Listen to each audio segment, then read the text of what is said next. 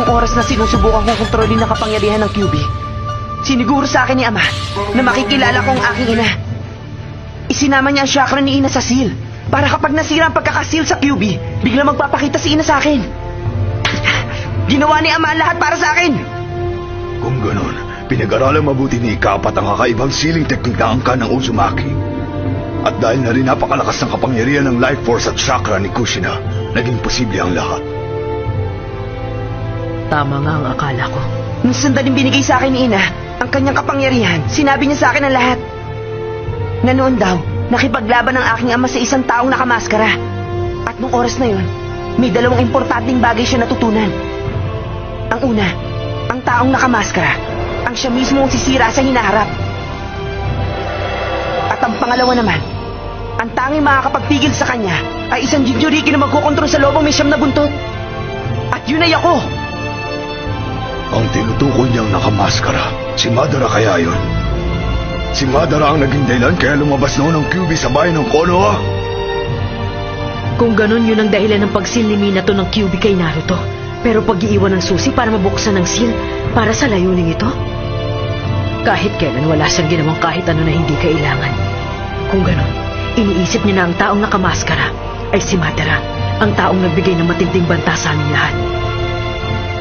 At ang tanging makakakontrol sa kapangyarihan ng lobong may 9 na buntot, ang tanging may pag-asa na makatalo sa kanya ay si Naruto, kaya niya siya pinili. Ibig sabihin nito, ipinagkatiwala ni Minato ang lahat ng ito sa'yo? Dahil alam niya na hindi talaga siya ang tagapagligtas. Hindi ko alam kung itinuturing nga ba ni Ama ang sarili niya bilang tagapagligtas o hindi.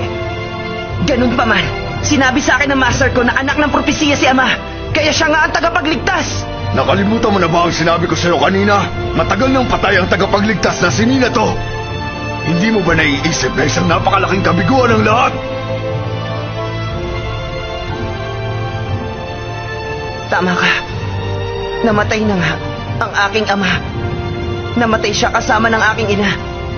Habang sinusubukan akong protektahan at ang buong bayan ng Konoha mula sa mga kaaway at pati na rin sa QB.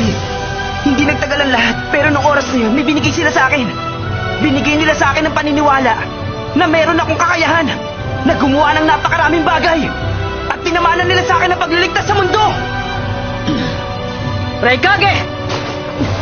Kung binabalak mo na tapusin si Naruto para nang bumagal ang dating ng kalaban, darating pa rin sila tiyak na makukuha ang QB.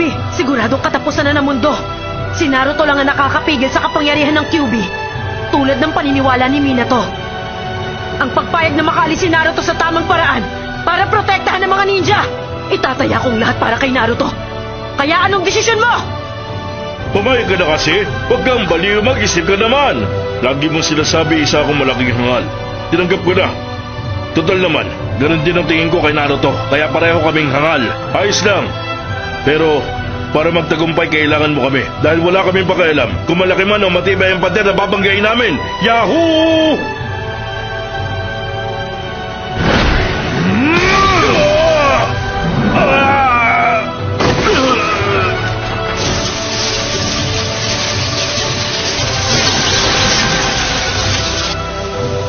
Umabot na sa sukdulan si Kuya. Pag nagawa niyang tapusin si Naruto, malaking trahedya mangyayari. Kahit kailan napakatigas ng ulo mo, wala na akong magagawa kundi ang makisali. Hindi ko pwedeng hayaang madamay dito si Tandang Tsunade.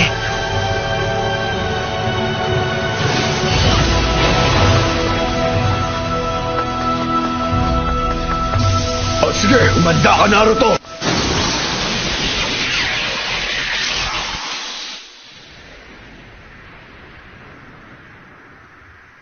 Enjoy watching VitsTV.com.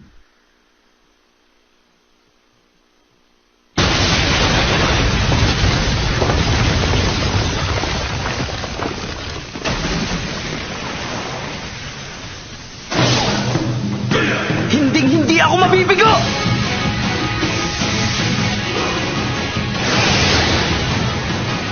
Maraming nakaatang na responsibilidad sa balikat ko.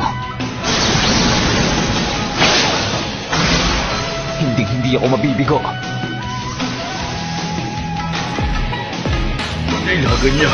Baliw talaga. Kahit kailan, wala akong masabi sa kanya. Para lang siyang isang dilaw na liwanag.